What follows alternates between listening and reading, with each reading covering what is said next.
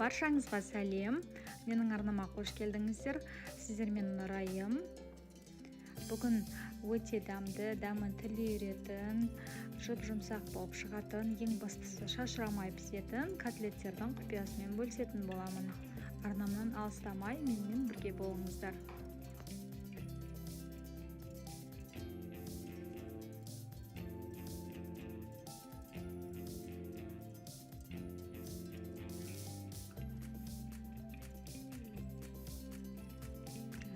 Ең алдымен нанымызды осылай жартысынан көбірек қылып бөліп аламыз. Сонан соң осындай бетіндегі, астындағы, жанындағы қатты жерлерін алып тастаймыз.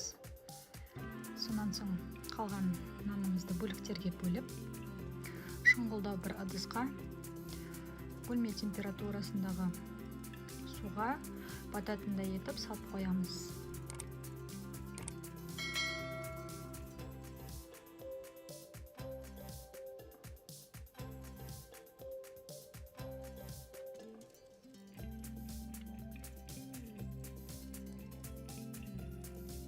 Котлет дайындауға мен сиыр етін пайдаландым.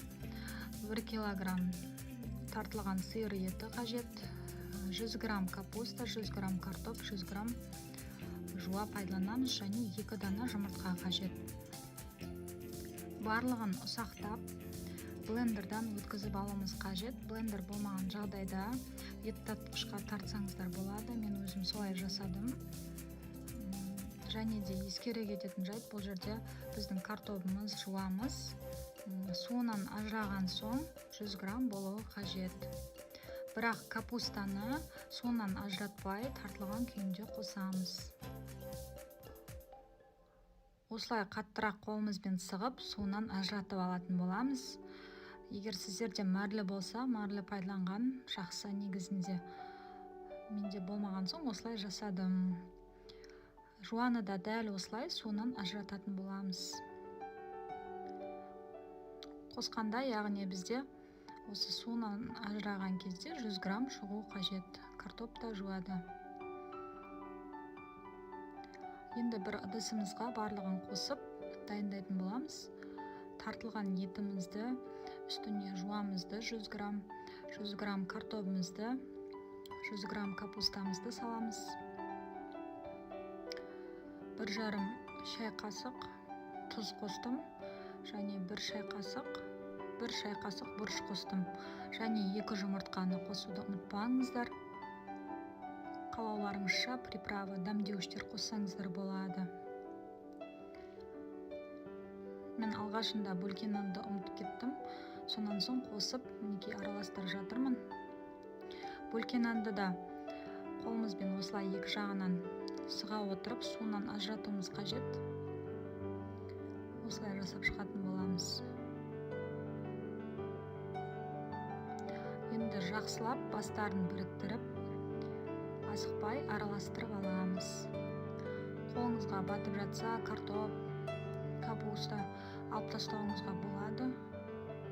Алып тастауыңыз қажет, себебі шашырап кетуі мүмкін піскен кезде.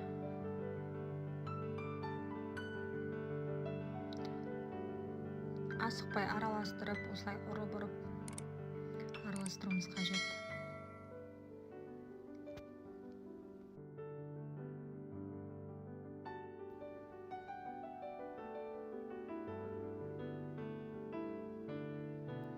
Енді осы дайын болған етімізді бөліктерге бөліп шығамыз. Мен 70 граммнан бөліп шықтым. 70 граммнан бөлген кезде менде 29 штук шықты. Барлығын дөңгелек етіп, осылай дайындап алатын боламыз.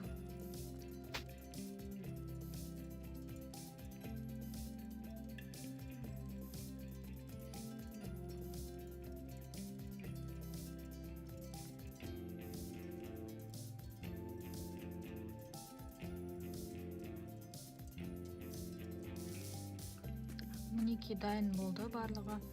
Енді котлетімізді жасауға кірісеміз. Ол үшін бізге осындай алдын ала дайындап алуымыз қажет. Қоятын поднос немесе осындай. Менің морозильнигім кішкентай болған соң мен осындай доскаларды пайдаландым, және бетіне одноразовый пакет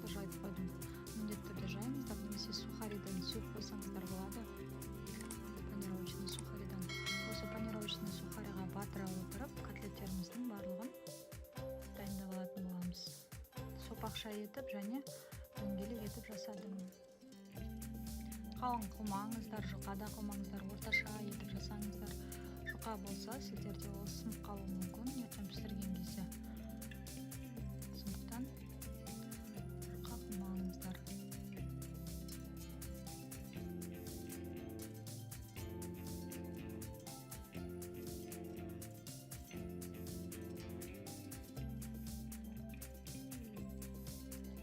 Дайын болған котлеттерді 4-5 сағатқа тоңазытқышқа салып қатырып алатын боламыз.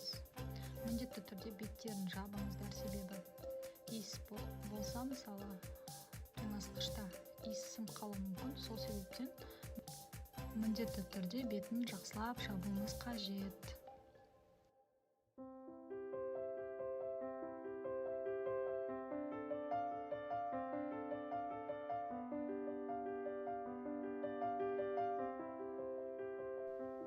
Мінекей, осымен менің котлеттерім дайын болды. Енді бір пакетке осылай барлығын жинастырып қоятын боламын. Бұл дайын котлеттерімізді біз 3 айға дейін сақтауымызға болады. Дайын котлеттерімізді сковородкада, морозильниктен шығарған бойда майда қуырып, және сонан соң суын құйып, жарты сағат екі бетін алмастыра отырып пісіріп алу қажет болады. Немесе мантоваркада буда пісірсеңіздер де болады, немесе духовкада пісірсеңіздер де болады. Менің рецептімен жасап көруге кеңес беремін. Бұл котлеттер өте дәмді болып шығады. Өз отбасыларыңызды дәмді ас дайындап беріп қуантыңыздар. Сіздермен болған мен Нұрайым. Арнамнан алыстамаңыздар, каналыма жазылып, қоңыраушаны басып, лайк басып кетуді ұмытпаңыздар.